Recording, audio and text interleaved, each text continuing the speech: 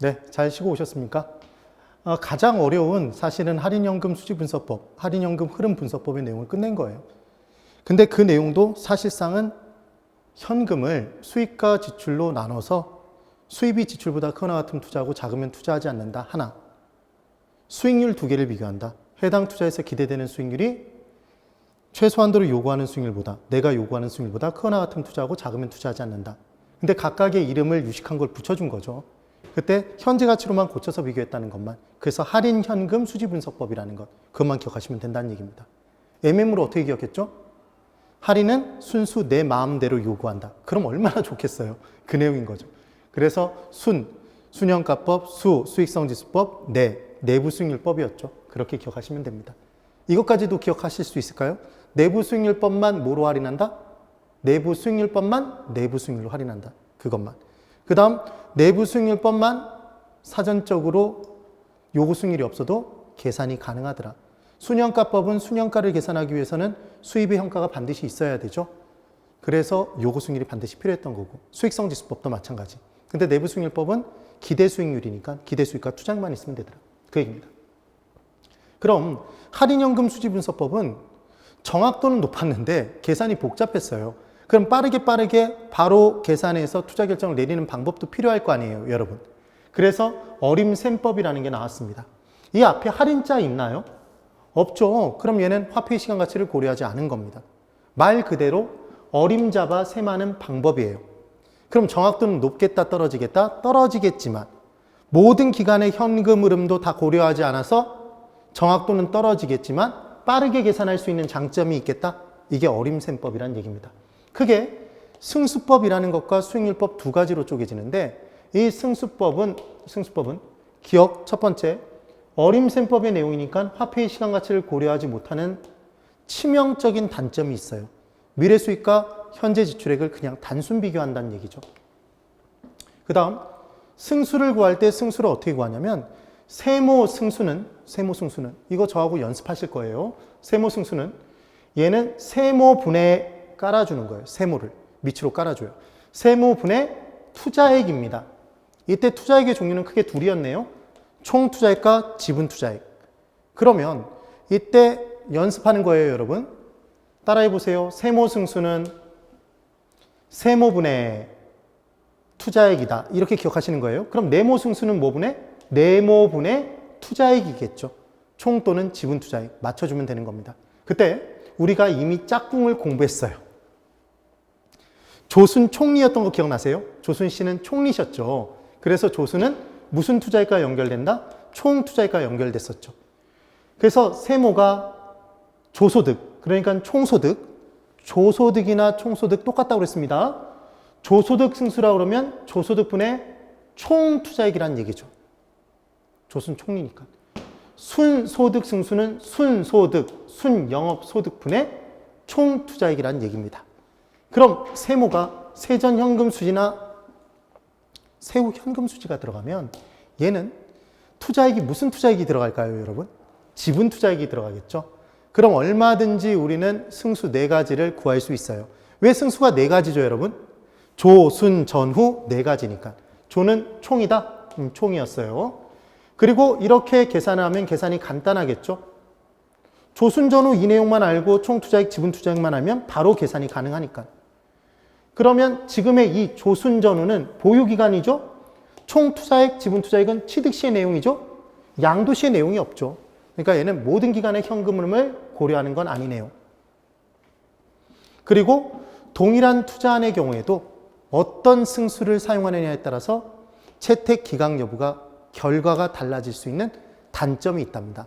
아까 할인연금 수지분석법은 하나의 투자안을 놓고 할까 말까를 따질 때는 결과가 같게 나올 수밖에 없었죠. 같다 다섯 개 했던 거 기억나세요? 크다 작다가 기억나시면 되는 겁니다. 그 내용이죠. 이게 승수법. 그리고 승수법에서 중요한 건 순소득 승수를 꼭 기억을 해 두셔야 됩니다. 그래서 이 순소득 승수가 무엇이냐면, 얘는 짝대기를 짝 긋고 세모 승수는 세모분해니까 순소득이 들어갈 거잖아요. 순영업소득이 분모고, 분자에는 투자액이 들어가는데 조순 총리니까 총 투자액이 들어가겠네요. 그럼 수치를 한번 집어넣어 볼까요? 이때 총 투자액이 10억이에요. 그때 유효조소득에서 영업경비를 뺀 순영업소득, 순수하게 손에 쥐게 되는 애가 얘가 1억이랍니다. 그럼 얘는 나누면 10이 나오겠죠? 그럼 순소득 승수가 10이 된 순간 우리는 무엇을 할 수 있냐면 총 투자액 10억을 1년에 순영업소득이 1억씩 들어오니까 몇 년 지나면? 10년 지나면 총 투자액을 다 회수할 수 있다. 그래서 얘는 총 투자액의 자본 회수 기간입니다. 그럼 자본을 회수하는 기간은 길게 걸릴수록 좋을까요? 짧게 걸릴수록 좋을까요? 빨리빨리 회수해야 다른 곳에 재투자할 거 아니에요. 그래서 자본 회수 기간은 짧을수록 좋겠죠. 그래서 순소득 승수의 수치는 높을수록 클수록 좋다 그러면 걔는 X가 됩니다. 비교를 꼭 해두세요. 근데 뭐라고 함정파면 이제 헷갈리냐면 순소득 승수는 자본회수 기간인데 지분 투자액의 자본회수 기간이다 그러면 헷갈립니다. 안 헷갈리는 방법, 순소득 승수잖아요. 자본회수 기간은 순소득 승수의 또 다른 표현이죠. 그럼 순소득 승수는 조순 총리니까 무슨 투자액이죠? 총 투자액의 회수 기간인 거지 지분 투자액은 나올 여지가 없죠. 그 얘기. 그래서 C, 투자 자본을 회수하는 기간은 짧을수록 좋다, 낮을수록 좋은 것이다. 그 다음 얘의 역수는 얘를 이제 뒤집어요. 그럼 총 투자액분의 순영업소득이 차지하는 비중이 되면 여러분, 순영업소득은 아직 남의 돈을 빼기 전이죠. 그럼 남의 돈의 수익, 저당 수익을 빼기 전이니까 얘는 총수익이겠죠. 그럼 결국은 총 투자액분의 총수익이 되니까 순소득 승수의 역수는 총 투자액분의 총수익이잖아요. 그래서 총수익률이라고 표현할 수도 있습니다. 이게 바로 종합자본환원율이래요. 그래서 이 종합자본환원율을 나중에 감정평가론에서 수익환원법이라는 것에서 환원 이율로 사용할 거예요. 그래서 꼭 기억을 해두셔야 됩니다. 그러면 얘를 기억하시는 방법은 뭐냐면 자 보세요. 순소득 승수가 자본회수 기간인가요? 조소득 승수, 총소득 승수가 자본회수 기간인가요? 순소득 승수가 자본회수 기간이죠. 그럼 얘를 기억하시는 방법은 예전에 여자 어르신들 이름 끝자에 자자로 끝나는 경우가 많았죠. 그래서 명자, 아끼꼬, 쏘냐 이런 식으로. 그래서 자자가 일본어로 했을 때 꼬로 끝나는 거잖아요. 개념이. 그래서 자자로 끝나는 경우가 많았어요. 그러면 이 조자님이라고 들어보신 분 계시나요? 조자라는 이름을 들어봤다. 그랬더니 정말 제 강의 경력상 딱 한 분이 있었어요. 그런 얘기 하시면 안 돼요. 조자 아니에요. 근데 순자라는 분들은 계시나요? 이 땅의 모든 순자라는 성함을 쓰시는 분들에게 죄송하지만 여기서는 꼭 써먹어야 되겠습니다. 그래서 순자라고 기억하시는 거죠. 그 다음 또 한 번 죄송하지만 순자는 순종해야 된다 이렇게 기억해 보세요. 그러면 순소득 승수는 자본회수 기간이고 그래서 문제에서 자본회수 기간이 얼마입니까? 그러면 순소득 승수를 구하라는 거구나. 순소득분의 총 투자액 세워놓고 대입시켜서 구하면 된다는 얘기죠. 그리고 순소득 승수의 역수는 총자산 회전율이다 그러면 X죠. 순총이에요? 순종이에요? 순종해야 된다. 종합 환원율이 됩니다. 비교를 꼭 해두십시오. 그 다음 이제 수익률법이 있대요. 그럼 수익률법은 승수와 수익률은 역수관계라는 게 제일 중요합니다. 뒤집는 거죠. 뒤집는 거. 그래서 이제 이 역수관계라는 걸 기억해 두면 첫 번째, 얘 어림셈법 중에 하나입니다. 어림셈법 할인하지 않았죠? 화폐의 시간가치 고려하지 못하죠. 이게 단점. 왜 제가 이걸 강조하냐면 우리 시험 문제 박스에다가 여러 가지 투자 분석 기법을 쫙 깔아놓고 다음 중 화폐의 시간가치를 고려하는 것으로만 알맞게 묶인 것, 고려하지 못하는 것으로만 알맞게 묶인 것 이렇게 문제가 나왔다는 얘기죠. 그럼 그 문제를 푸는 요령은 할인자가 들어있으면 현재 가치, 현가자가 들어있으면 걔는 현재 시점으로 고친 거잖아요. 그럼 화폐의 시간 가치를 고려한 거죠. 걔가 없으면 화폐의 시간 가치를 고려하지 않은 겁니다. 그런데 순영가법과 수익성지수법과 내부수익률법에는 할인자가 없는 것 같잖아요. 그런데 걔들이 다 할인연금 흐름분석법이었죠. 그러니까 화폐의 시간 가치를 고려했던 내용들입니다. 걔를 뺀 나머지는 다 할인자 없죠? 화폐의 시간 가치 고려하지 않은 겁니다. 수익률법. 아까 순소득 승수 할인자 없죠? 화폐시간 가치 고려하지 않은 거예요. 승수법 고려하지 않은 거죠. 어림셈법 고려하지 않습니다. 비율분석법 고려하지 않는 거죠. 할인자가 없으니까. 그럼 회수기간법 고려하지 않은 거죠. 현가 회수기간법은 고려한 겁니다. 이따가 판단해보죠. 그래서 세모 수익률은 얘도 이제 똑같은 개념인데 세모 수익률. 그럼 우리 수익률 구하는 방법 기억나세요? 비율이니까 짝대기 짝. 우리가 알고 싶은 건 세모 수익이더라. 세모 수익이 분자. 그럼 분자에 수익이나 이득이 들어가면 무조건 분모는 뭐가 들어간다? 투자액이 들어가더라. 근데 이 세모에 맞춰서 세모 수익에 맞춰서 총 투자액인지 지분 투자액인지를 일치시켜 주시면 될 거 아니에요. 그래서 당연히 세모가 조소득 순소득이면 총수익 순수익이면 그때는 무슨 투자액이 들어가고 조순 총리 총 투자액이 들어가고 세모가 세전연금 수지 세후 현금 수지면 얘는 지분 투자액이 들어간다. 이렇게 기억을 해 두시면 됩니다. 그러니까 아까 세모 승수는 세모분의 투자액의 역수잖아요. 뒤집었잖아요. 지금 그 얘기입니다. 그래서 얘도 마찬가지. 계산이 간단합니다. 어림잡아 생각하니까. 그 다음 얘도 마찬가지. 모든 기간에 현금흐름을 고려하지 못하네요. 단점이겠죠. 동일 투자한도 어떤 수익률을 사용하느냐에 따라서 채택 기간 여부가 달라져요. 그래서 달라질 수 있다는 단점이 존재합니다. 그래서 이제 수익률법에서는 딱 하나의 수익률을 또 기억하시면 되는데 세전 수익률을 기억하시면 됩니다. 그래서 이 세전 수익률을 뭐라고도 하냐면 세전 수익률은 어떻게 계산할까요, 여러분?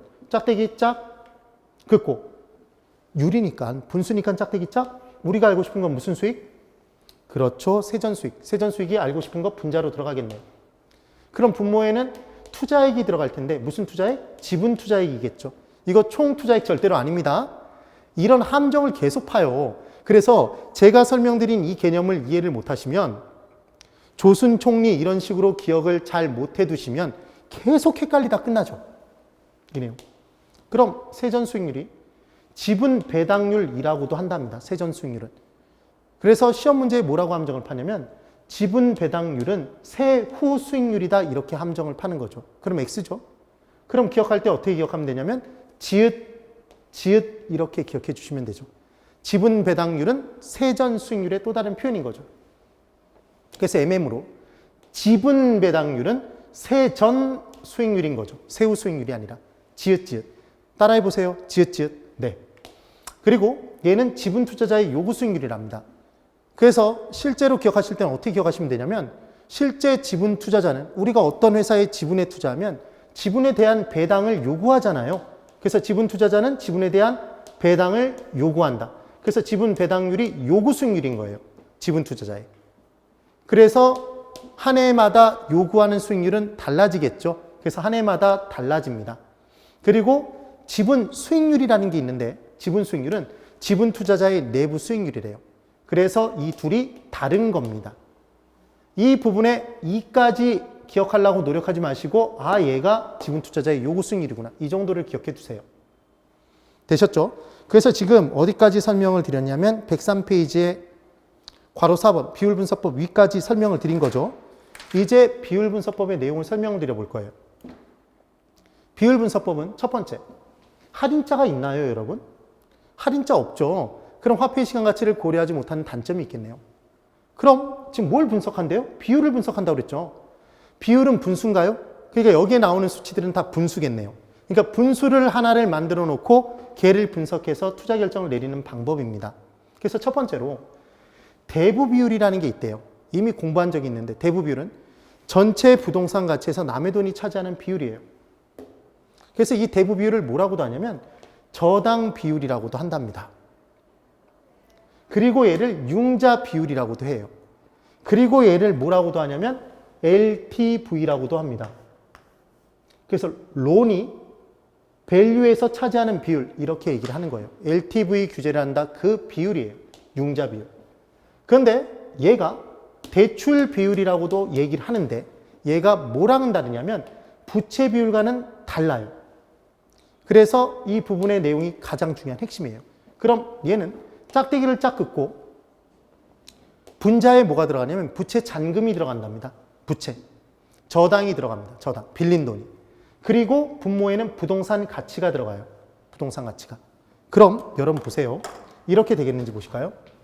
처음에 살 때 이 부동산의 가격이 1억이었습니다. 근데 전체 돈을 1억을 남의 돈을 빌려서 투자를 했어요. 이럴 수도 있을까요?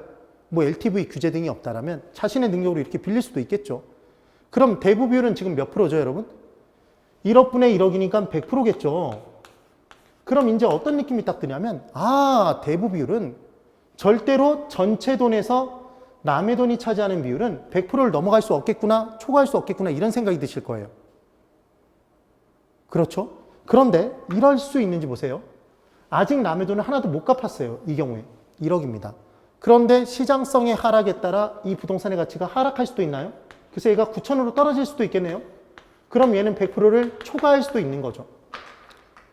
그래서 대부 비율은 부동산 가치의 하락에 따라 100%를 초과할 수도 있다. 이거 100% 초과할 수 없다라고 함정팝니다.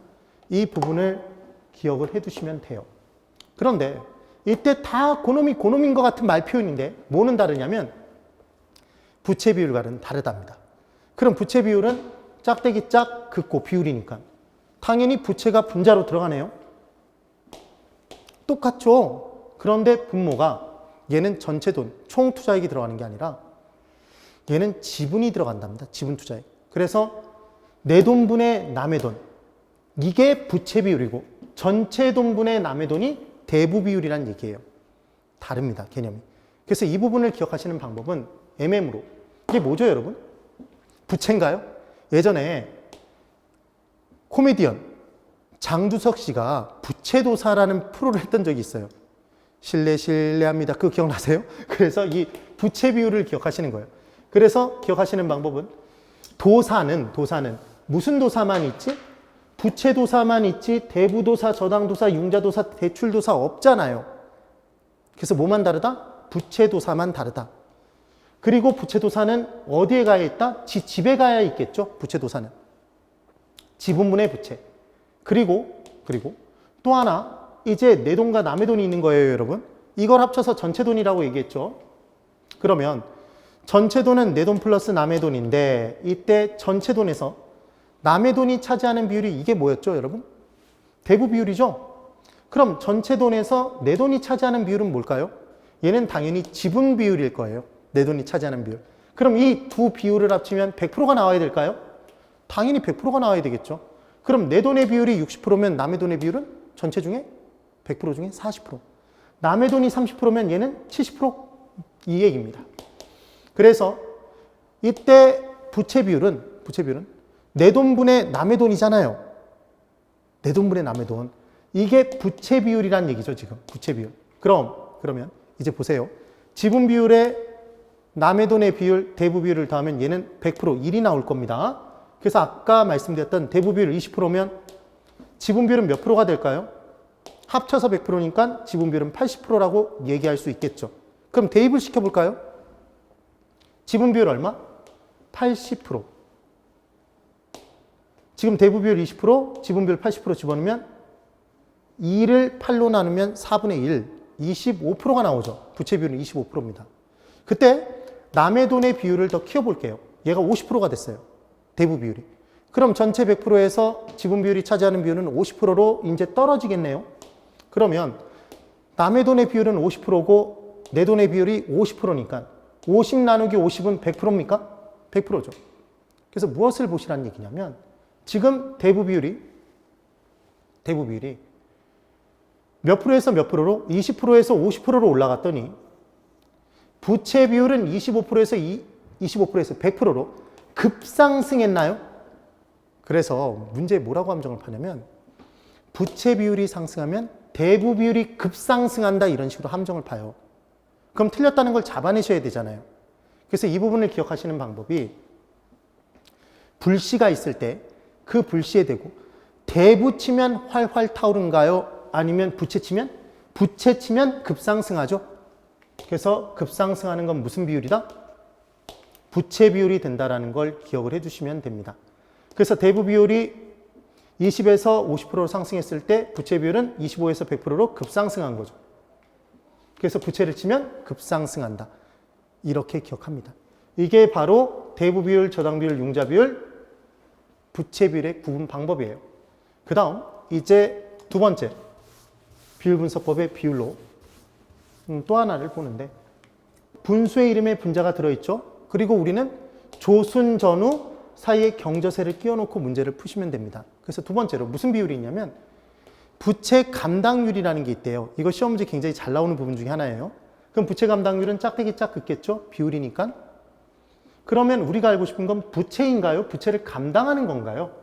부채를 감당하는 애가 알고 싶은 거죠.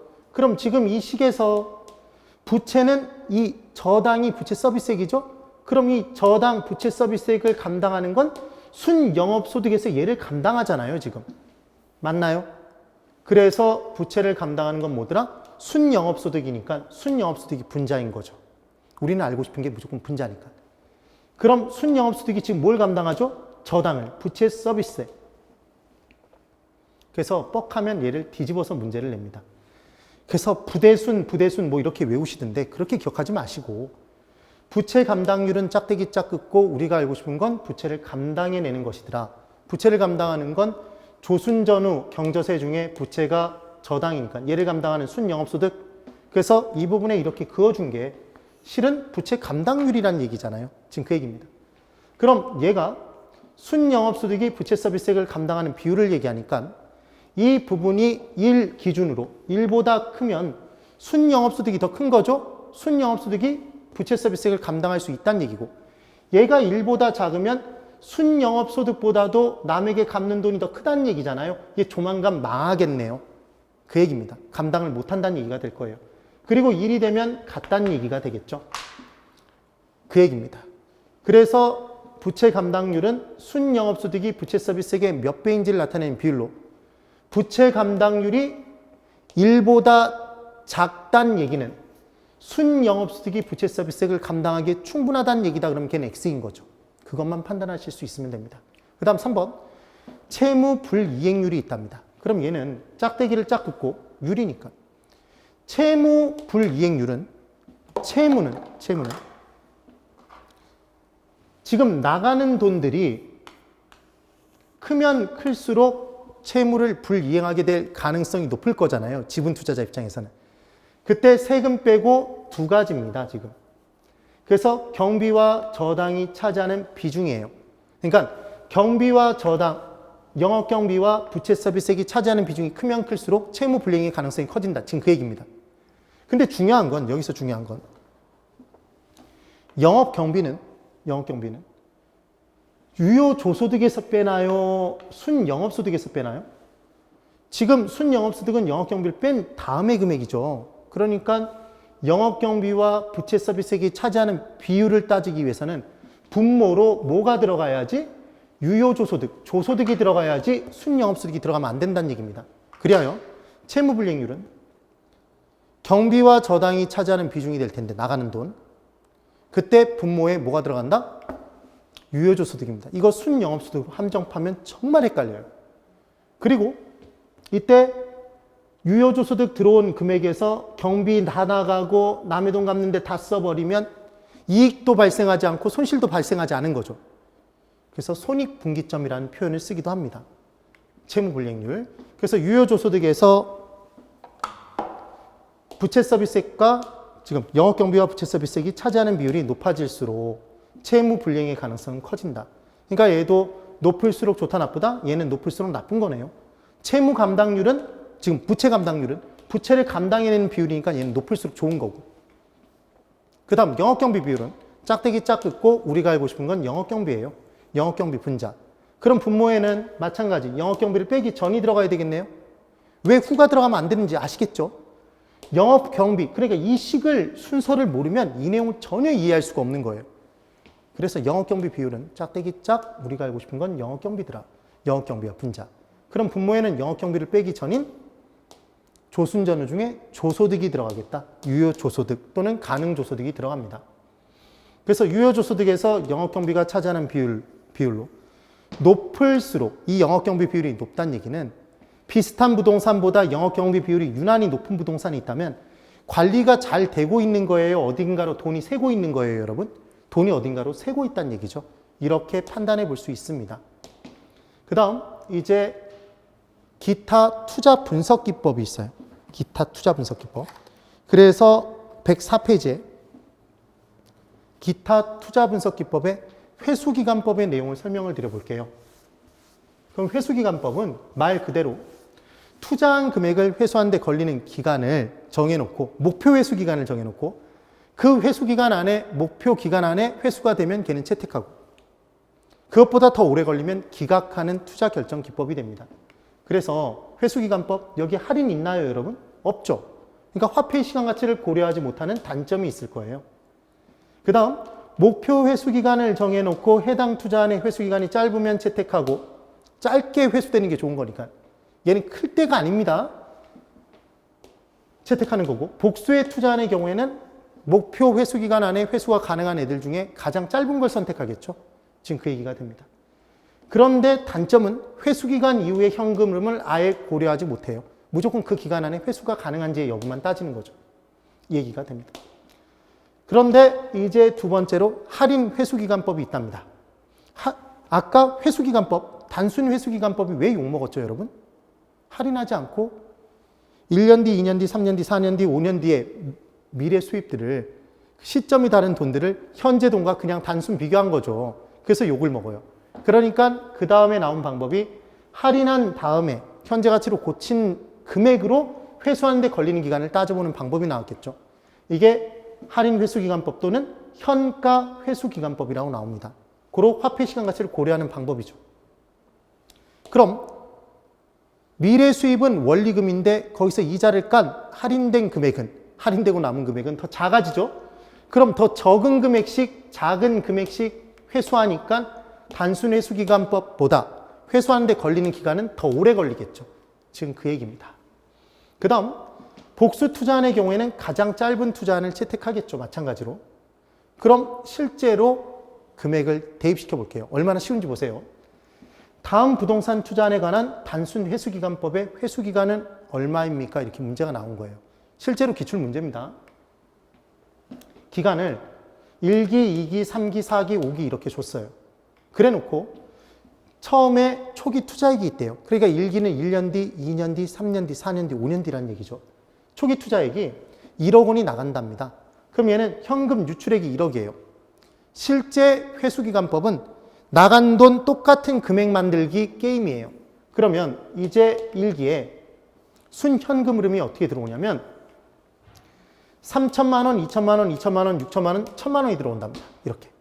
그럼 이때 자본의 수는 투자자 입장의 자본의 수는 1억이 나간 상태에서 투한 자본은 1억인데 1기, 1년 뒤에 3천만 원이 회수된 거잖아요, 지금.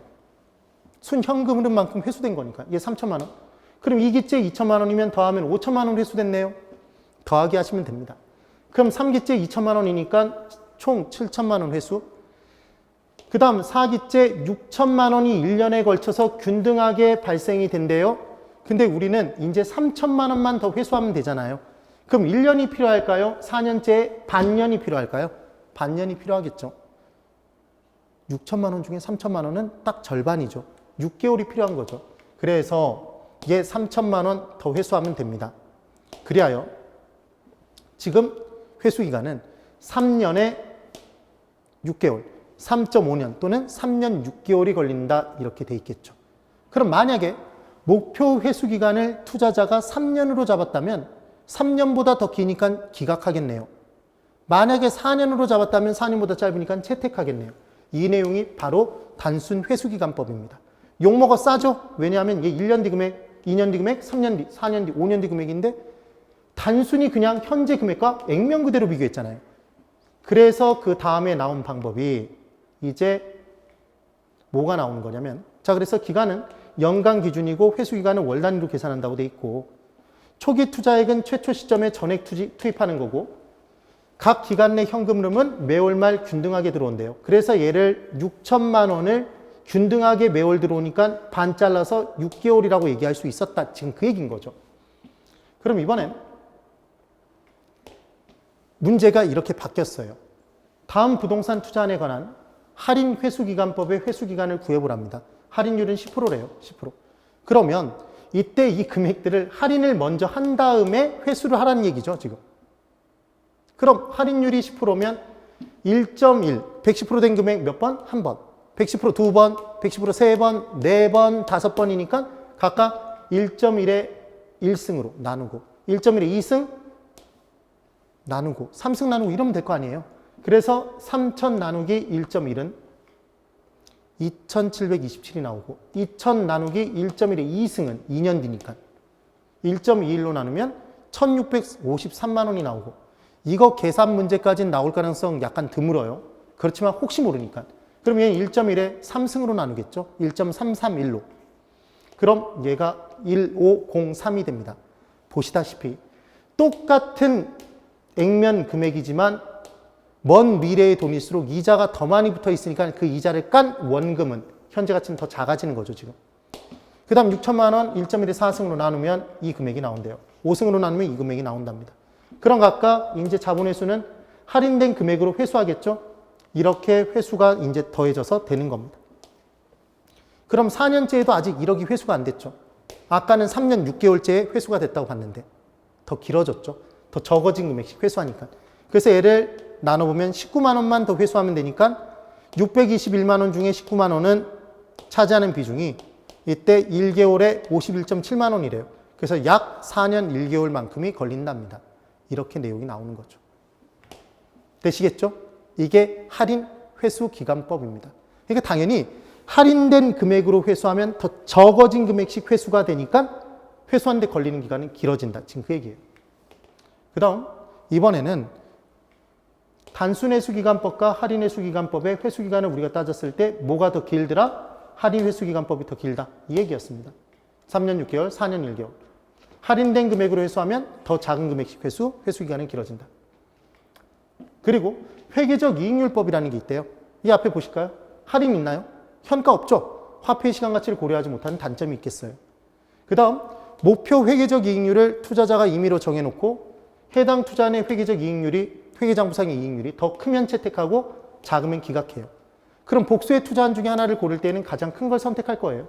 이렇게 나옵니다. 그래서 제가 오늘 투자론의 내용까지를 한번 쫙 자세히, 정말 자세히 설명드려봤네요. 앞으로 이렇게까지 자세히 설명드리진 않을 거예요. 11, 12월 달에 열심히 따라오고 계시기 때문에 제가 조금 더 달려서 자세하게 설명을 드려봤습니다. 꼭 기억해 두세요. 열심히 잘 따라오시면 정말 좋은 결과 있을 거예요.